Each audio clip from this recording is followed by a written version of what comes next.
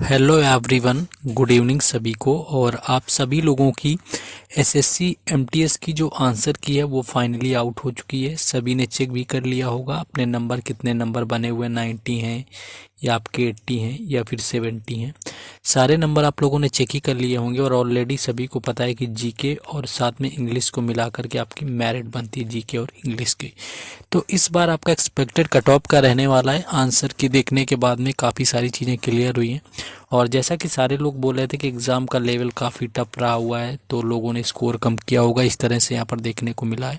और आगे की आपकी तैयारी कैसे करनी है, देखिए सबसे पहली चीज़ है, जो लोगों ने काफ़ी मेहनत करी हुई थी और उनके मार्क्स कम बने हैं, तो उनको मैं बता दूं कि थोड़ा यहाँ पर आपको पेशेंस रखने की ज़रूरत है। इस बार नहीं तो अगली बार आपका हो जाएगा।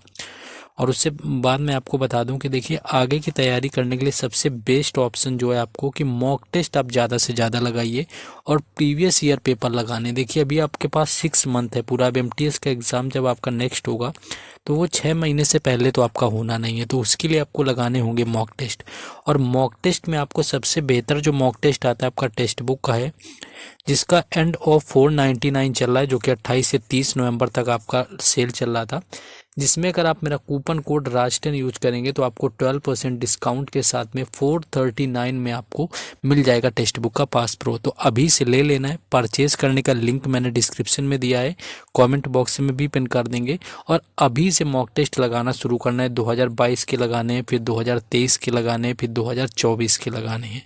यानी कि अभी से प्रिपरेशन अगर आप करेंगे 6 महीने लेकर के, तो एमटीएस का आसानी से एग्ज़ाम जो है वो क्रैक किया जाता है, क्योंकि 2 सब्जेक्ट पर मोस्टली फोकस यहाँ पर आपको करना होता है। तो आप लोग क्या होता है, जब वैकेंसी आता है तब उसमें लग जाते हैं, तब आप मत लगिए। अभी से कोशिश करिए। अगर आपका आंसर की ख़राब हो गया, मॉक टेस्ट आपका पीवाईक्यू वगैरह लगा के। अब आगे इसके बारे में बात करें कि किस तरह ने लोगों ने क्या किया है, कि लोगों ने स्कोर किस तरह से किए हुए हैं, जिसकी मैं बात करूं।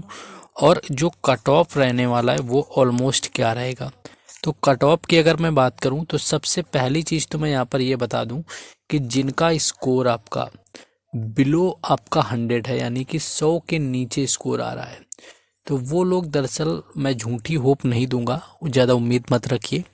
और अगर आप रखते भी हैं 2-4%, मान लीजिए कि 10% लोग इसमें होप रख देते हैं, यानी कि 100 उनका स्कोर हुआ है जीके और इंग्लिश को मिला करके, तो अगर आप होप रख भी रहे हैं तो कोई बुराई नहीं है, क्योंकि अगर आपका हो भी जाता है और फिजिकल का आ भी जाता है तो आपको ऐसी कोई ज़्यादा मेहनत करने की ज़रूरत नहीं है। आप साथ में दूसरे एग्ज़ाम की पढ़ाई कर सकते हैं।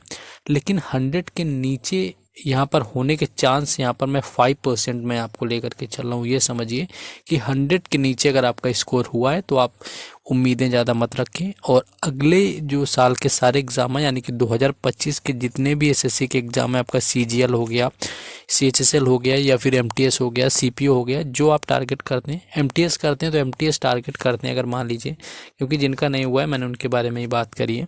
तो अगर एमटीएस ही टारगेट आप कर रहे हैं तो आप ये देखिए कि आपकी चीज़ें क्या वीक है। मान लीजिए कि आपका ग्रामर वीक है, अगर आपका ग्रामर वीक है तो उसको सही करिए, इंग्लिश में वोकैब सही करिए। यानी कोशिश करिए कि इंग्लिश में आपके 23 से 24 क्वेश्चन सही होने चाहिए। और काफ़ी सारे लोगों ने इस बार पूरे 25 के 25 क्वेश्चन सही किए हुए हैं। मुझे खुद के ग्रुप में मैसेज आए हुए हैं, तो मैं देख रहा हूँ कि 25 में 25 भी लोगों ने सही किए हुए हैं। तो 23 से 24 ऑलमोस्ट इंग्लिश में सही करना है। और उसके बाद जीके बेस्ड करना है। और जीके का पता है कि 18 से 20 क्वेश्चन करने के लिए सबसे ज़्यादा आपके लिए जो जो बेस्ट पार्ट यहाँ पर होगा वो आपका पीवाईक्यू को लेकर के होगा। तो पीवाईक्यू आपको कवर करने हैं, ये चीज़ आपको देखनी है। और पीवाईक्यू आपको टेक्स्ट बुक से ही कवर करना है, क्योंकि जेन्युइन और ऑथेंटिक सारे के सारे पीवाईक्यू अच्छे आपको इंटरफेस में टेक्स्ट बुक के अंदर देखने को मिल जाते हैं। तो टेक्स्ट बुक को आपको प्रीफर करना है और पीवाईक्यू लगाने। अब आ जाते हैं नेक्स्ट हमारे टॉपिक पर, जो कि है आपका एक्सपेक्टेड कट ऑफ, क्योंकि वही सारा कुछ आप लोग देखने आए हुए हैं।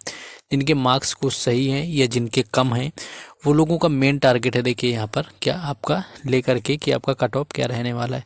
तो 100 वाले जो हैं ये 5% चांस में, तो इनको क्या करना है, अगर 100 नंबर है बिल्कुल आप छोड़िए, अगले एग्ज़ाम की प्रिपरेशन करिए। हो जाता है बाई चांस तो वो बात अलग है। मान लीजिए किसी का शिफ्ट कुछ ज़्यादा ही टफ हो गया, मान लीजिए कुछ ज़्यादा ही हाई लेवल का शिफ्ट आ गया और 20 से 25-30 नंबर तक नॉर्मलाइज हो गया जा करके, तो हो सकता है कि आपका नाम आ जाए, लेकिन ज़्यादा उसमें रिस्क नहीं लेना है। बाकी अगर मैं बात करूं यहाँ पर कि अगर आप जनरल कैटेगरी यानी कि यूआर कैटेगरी से हैं, तो आपको कि अगर नंबर मान लीजिए 110 प्लस बनने हैं, तो 110 प्लस यानी कि 110 से 12 नंबर तक बनने।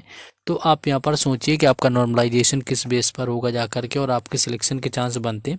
और 115 है तो आपके काफ़ी अच्छे नंबर हैं, मैं ये बोलूँगा यूआर के लिए, क्योंकि 15 नंबर तक का आपको मिल जाएगा जा करके नॉर्मलाइजेशन, और 15 नंबर का नॉर्मलाइजेशन बन के कोई ना कोई आपको पोस्ट मिल जाएगी किसी न किसी एमटीएस में अदर स्टेट में। ये आपका जर्नल का रहने वाला है। ओबीसी की अगर मैं बात करूं तो ओबीसी में अगर आपके 8 से 110 के आसपास नंबर बने, क्योंकि देखिए यूआर ओबीसी ईडब्ल्यूएस में ज़्यादा अंतर देखने को नहीं मिलेगा। तो यूआर में आपका ओबीसी में 108 से 110 अगर आपका बन रहा है तो आप चांस ले सकते हैं कि आपका एग्ज़ाम होने के चांस है। और यहाँ पर मैं बात करूँ ईडब्ल्यूएस की, तो ईडब्ल्यूएस का अगर 105 प्लस अगर आपका नंबर बनना है तो आपका हो सकता है, क्योंकि आपकी शिफ्ट भी मायने रखेगी, कैसी शिफ्ट है और आपको नॉर्मलाइजेशन किस तरह का मिलेगा। 20 नंबर तक आपका मिल गया तब तो ठीक है आपका, लेकिन अगर शिफ्ट ही आपकी इजी हुई यानी कि शिफ्ट अगर आपकी टफ नहीं और 10 नंबर आपको नॉर्मलाइजेशन मिला तो आपको सिलेक्शन होने में प्रॉब्लम होगी। तो ये मानिए ओवरऑल एससी के लिए आप ये मानिए कि 105 नंबर अगर हैं तो ये लोग सेफ़ हैं, एससी के लिए 105 में सेफ़ हैं, क्योंकि एससी कट ऑफ थोड़ी नीचे जाएगी।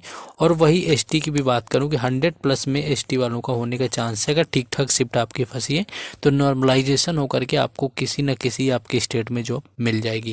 लेकिन कुछ लोग जो आपके 115 प्लस में बैठे हैं तो वो लोग यहाँ पर सेफ रह सकते हैं। 115 से 120 भी कुछ लोग लाए, कुछ लोगों का मैसेज है, मैंने स्कोर कार्ड देखे हैं एक्चुअली 120 तक के, तो वो लोग तो आपके सेफ हैं। तो आपको क्या करना है, अब स्ट्रैटेजी अपने आगे के एग्ज़ाम की बनानी है 2025 की। हर अपडेट हम आपको टेलीग्राम चैनल और व्हाट्सएप ग्रुप पर देंगे, उनके लिंक डिस्क्रिप्शन में दिए गए, तो वहाँ से जाकर के सभी को जुड़ जाना है। बाकी जो लोग टेक्स्ट बुक लेना चाहते हैं इसका भी लिंक डिस्क्रिप्शन में परचेज़ करिए, मेरा कूपन कोड राष्ट्रीय यूज़ करिए। बाकी आपको सारी अपडेट वगैरह जो हैं मिलती रहेंगी टेलीग्राम वगैरह में। किस तरह से करना है, पोल वगैरह भी मैंने डाला हुआ है, तो वहाँ पर 110 प्लस करने वाले क्वेश्चन काफ़ी लोग हैं, यानी कि नंबर स्कोर करने वाले। तो ये था कुछ लोग, बाकी अपनी कैटेगरी अपना नंबर यानी कि कितना आया हुआ है, कैटेगरी क्या है, वो आप लोग कमेंट करके जल्दी जल्दी बता देना है। वीडियो को शेयर और लाइक वगैरह भी कर देना है। बाकी मिलते हैं नेक्स्ट वीडियो में। जय हिंद।